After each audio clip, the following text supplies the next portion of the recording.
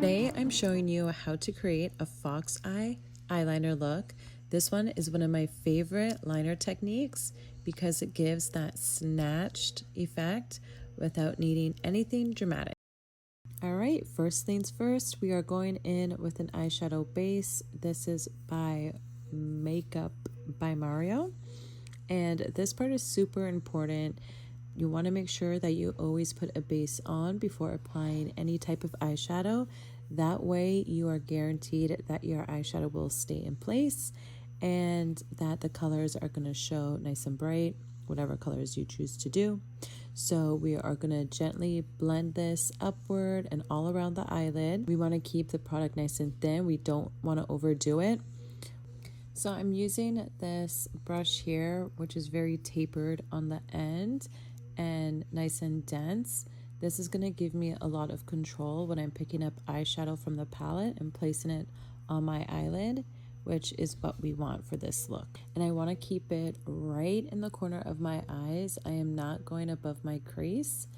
I am basically just tracing out the shape that I want. I'm going for a fox eye look, more particularly with the eyeliner, but I want to keep that eyeshadow nice and tight in my eyelids. Now that I can see a little bit of that shade peeking through on my eyelid, I'm going to bring it more inwards, following my eyelid, the shape of my eyelid, and just continue to go back and forth, light strokes, and build it up to as much as you want. For me, I'm not trying to build it up too much.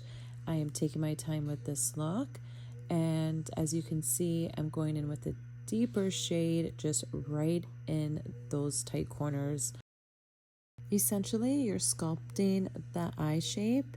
It creates a natural shadow where the liner will sit, giving you a guide for that extended fox eye eyeliner look that we're going for.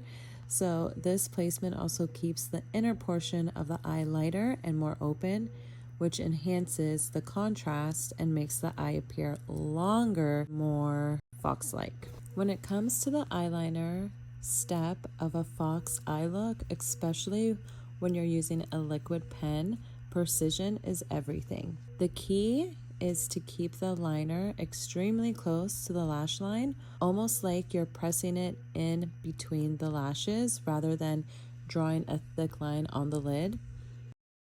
A thick liner can actually work against the fox eye effect by making the lid space look smaller and pulling attention downward. So keeping the liner tight to the lash line also enhances the illusion of longer lashes, which we all want. I am also using an eyeliner pencil. That way I can smudge it out and make it a little bit smoky and to where it's not a super clean line, because I mean, if we do look at a fox's eyes, it does have that natural little smoky eyeliner to it. So that is what I am trying to achieve.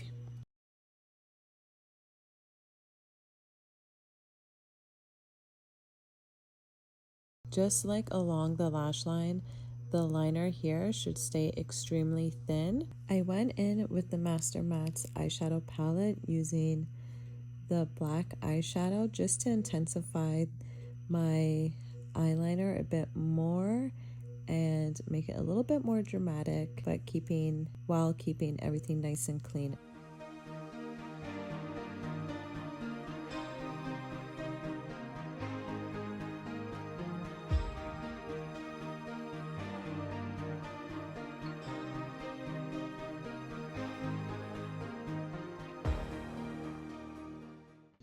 Now you can skip this part if you like when it comes to curling your eyelashes. I like to do it personally. It's been a new thing for me. Then we are going to prime our eyelashes.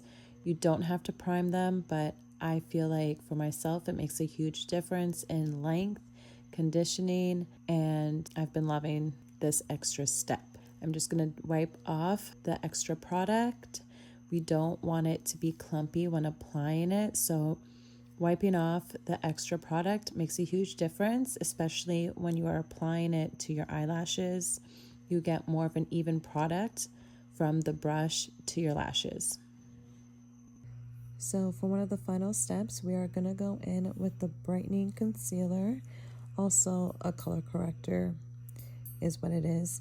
And we are just going to go right underneath the lower lash line, the inner corner and the outer corner, and just clean up the lower lash line gently and carefully. That way we don't get anything mixed in with our liner. And then we're just gonna softly blend it out. This is the last time that I pick up this palette, I promise. I am just going in with a little bit more depth with the brown and just putting it right in that tight corner and a little bit above my eyelid, right where my crease is.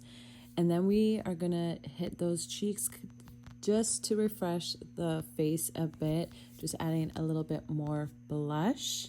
I feel like you can never have enough blush. Maybe sometimes you can. Guess it all depends on your preference, but I love blush. After doing that, I am just going over my face with my fluffy brush, doing the final touches of blending everything, making sure there are no harsh lines anywhere on my face, nowhere underneath my eyelids, my eyes, my nose, all that jazz. So, but before we go, we're just gonna brush the eyebrows up, make sure they are in place, and then I can finally say this face is ready to go.